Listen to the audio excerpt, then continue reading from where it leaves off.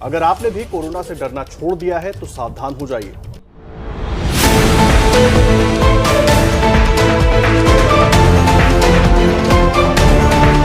दक्षिण अफ्रीका में मिला कोरोना का नया वेरिएंट है, जिसके बाद भारत सरकार भी सावधान हो गई है।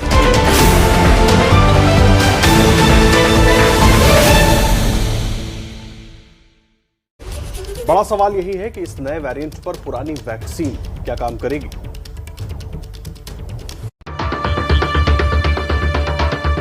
दहशत में है दक्षिण अफ्रीका,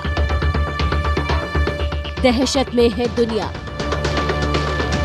और अब डर है भारत में भी। ये ज्यादा खतरनाक इसलिए है क्योंकि दक्षिण अफ्रीका का नया वेरिएंट तेजी से युवाओं में फैल रहा है। दरअसल दक्षिण अफ्रीका में तेजी से फैलते नए केसों की जांच में इस नए वेरिएंट का खुलासा हुआ।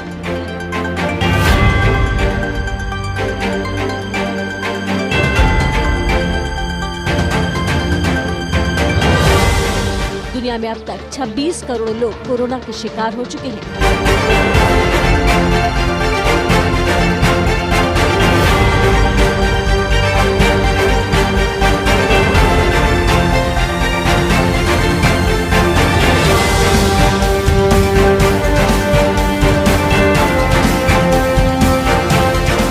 नए वेरिएंट के नामांकन को लेकर विवाद सामने आ गया है। आखिर WHO ने कोरोना के 13वें वेरिएंट का नाम ओमिक्रॉन ही क्यों रखा है, यह भी आपको बताते हैं।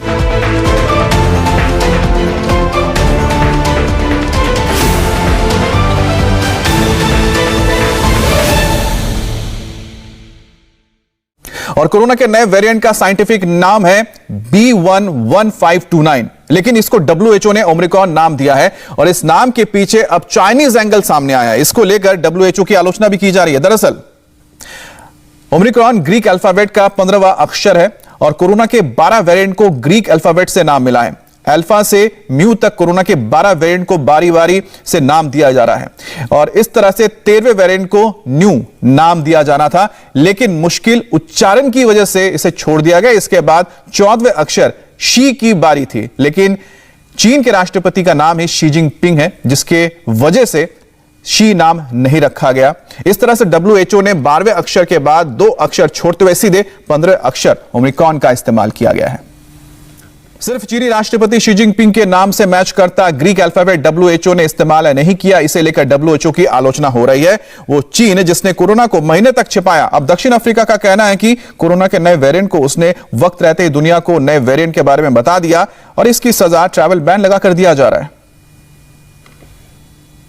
We are saying that the reaction of some of countries in terms of imposing travel bans and such measures are completely against the norms and standards as guided by the World Health Organization. Many of the countries which have come with this kind of draconian reaction are themselves battling with a fourth wave, with a high spike of, in fact, with more daily infection rates.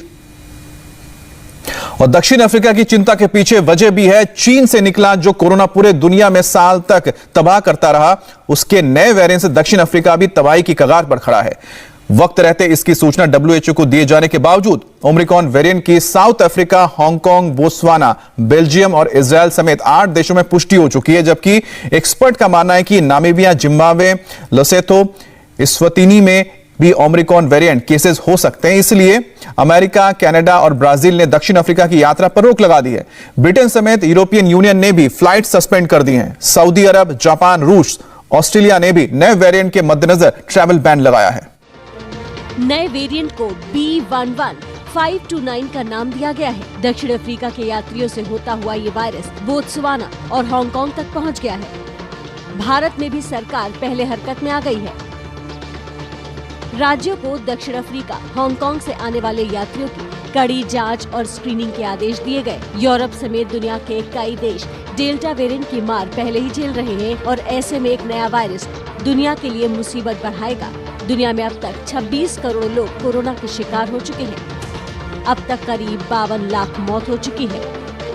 दुनिया corona की चौथी लहर से जूझ रही है और ऐसे में खतरा भारत में भी बना हुआ है। इसलिए समझदारी सावधान रहने में ही है।